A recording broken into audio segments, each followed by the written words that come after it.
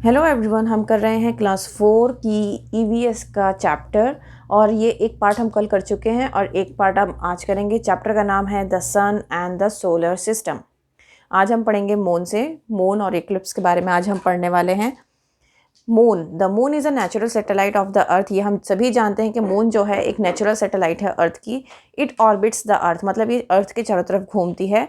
Just as the earth orbits the sun, जिस तरीके से सन के चारों तरफ अर्थ घूमता है उसी तरीके से अर्थ के चारों तरफ कौन घूमता है? मून घूमता है। आप इस पिक्चर को अपने ध्यान में रखिए और इस पिक्चर को अगर आप ध्यान में रखोगे तो आपको कभी भी भूल नहीं पाओगे कि सन के चारों तरफ कौन घूम रहा है? अर्थ घूम रही है। फिर अर्थ के चारों तरफ कौन घूम रहा है? मून घूम रहा है।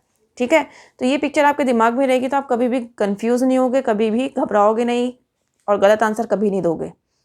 The moon appeared to change its shape as we can see only that portion of the moon which is lit up by the sun. अब ये बात हम सभी जानते हैं कि मून की जो शेप है, हम देखते हैं रात में मून को हम रेगुलर देखते हैं, तो मून की जो शेप है हर रोज़ चेंज होती है।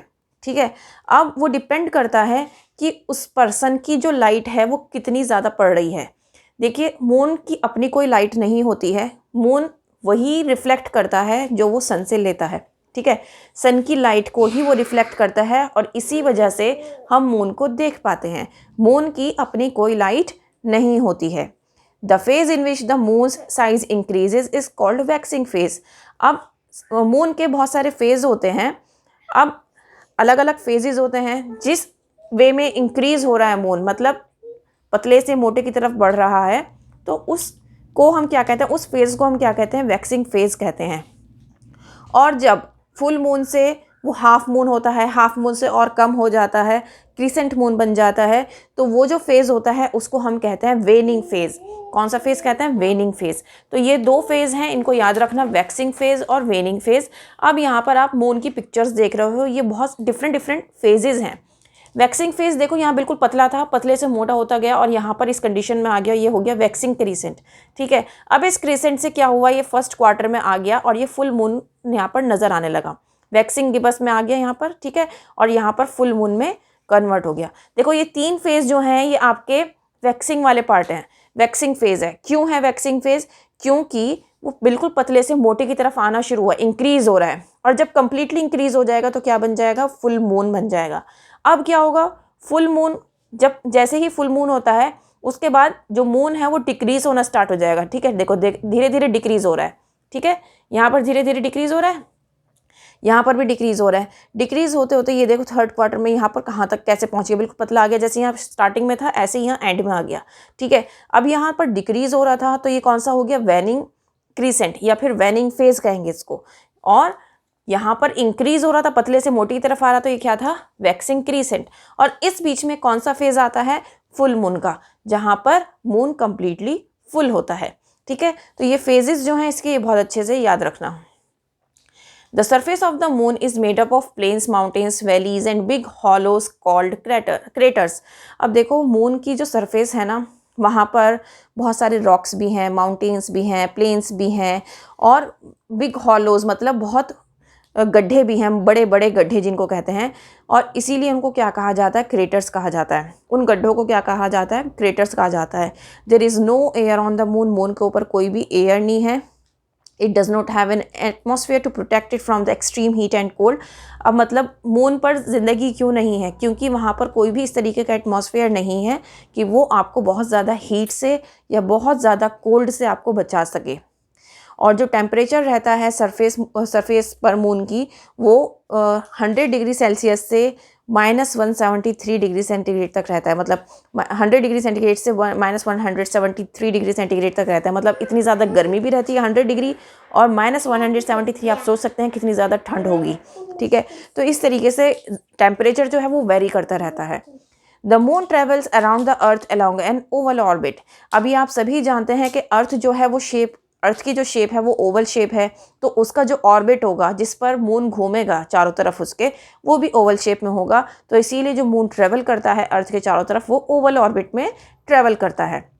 It orbits the earth once every 28 days. अब हर एक बार क्या करता है? ये ज़रूर मूव करता है हर एक 28वें दिन पे। ठीक है। तो अर्थ के चारों तरफ वो ज़रूर क्या करता है, मूव करना स्टार्ट करता है। Although the moon is much smaller than the earth, ये तो आप सभी जानते हैं कि अर्थ से मून बहुत ज़्यादा छोटा है।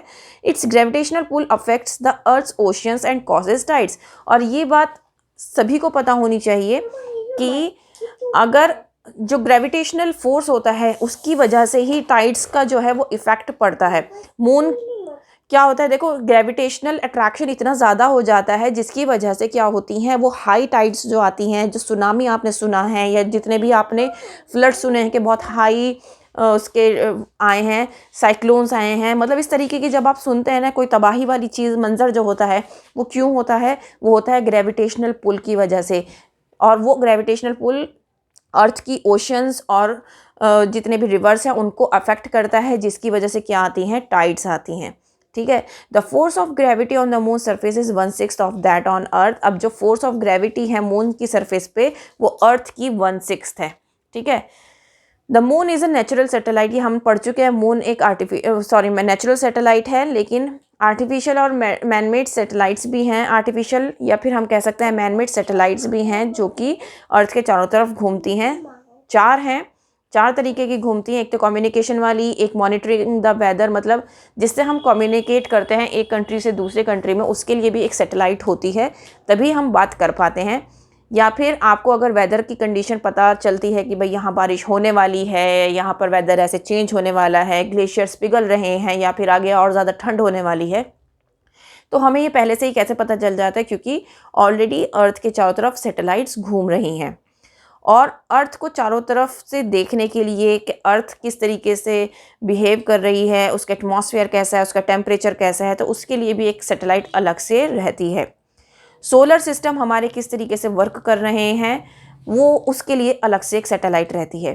तो आप सोच सकते हैं कितनी सारी जो आर्टिफिशियल सैटेलाइट्स हैं, मैनमेड सैटेलाइट्स हैं, वो भी अर्थ के चारों तरफ घूमती रहती हैं। इक्लिप्स, इक्लिप्स क्या होता है अब हम ये पढ़ने वाले हैं। Sometimes when the moon comes between the earth and the sun, कई बार क्या होता है कि मून अर्थ और सन के बीच में आ जाता है, तो वो एक स्ट्रेट लाइन में आ जाते हैं तीनों।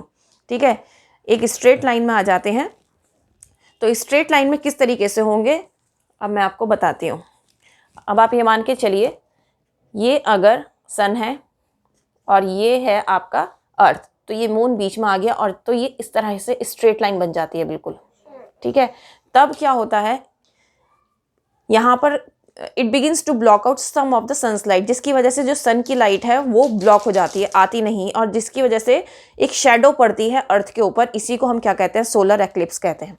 ठीक है, जब सन की शेडो कहाँ पर पड़े, अर्थ के ऊपर, तब क्या होगा, सोलर एक्लिप्स। और जब मून की शेडो अर्थ पर पड़ती है तब होता है ल्यूनर एक्लिप्स। डिफरेंस ये याद रखना कि जब मून की शेडो पड़ेगी तो ल्यूनर एक्लिप्स होगा, और जब सन की पड़ेगी तो तब क्या होगा, सोलर एक्लिप्स।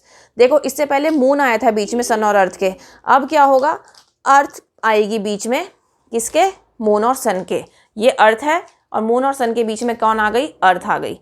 ठीक है, इससे पहले मून आया था और अब अर्थ आएगी। और ये भी क्या होता है, ये भी एक स्ट्रेट लाइन में होता है, तभी क्या होता है, ल्यूनर एक्लिप्स होता है। जब मून आएगा बीच में तो ल्यूनर एक्लिप्स होगा और मून की क्या पड़ेगी, शेडो पड़ेगी अर्थ के ऊपर, और उसको क्या हो जाएगा, वो ल्यूनर एक्लिप्स हो जाएगा। और जब सन की शेडो अर्थ पर पड़ेगी तो वो क्या हो जाएगा, सोलर एक्लिप्स हो जाएगा। तो इस तरीके से क्या होता है, आपका ये चैप्टर कंप्लीट हो जाता है। उम्मीद करती हूँ कि आपको अच्छे से समझ में आया होगा। अपनी तरफ से पूरी कोशिश की आपको अच्छे से समझाने की। अगर कोई भी डाउट हो तो हम मुझसे पूछ सकते हैं, कमेंट बॉक्स में कमेंट करके ज़रूर पूछिएगा, मैं आपको आंसर ज़रूर करूँगी। That's all for now, thank you.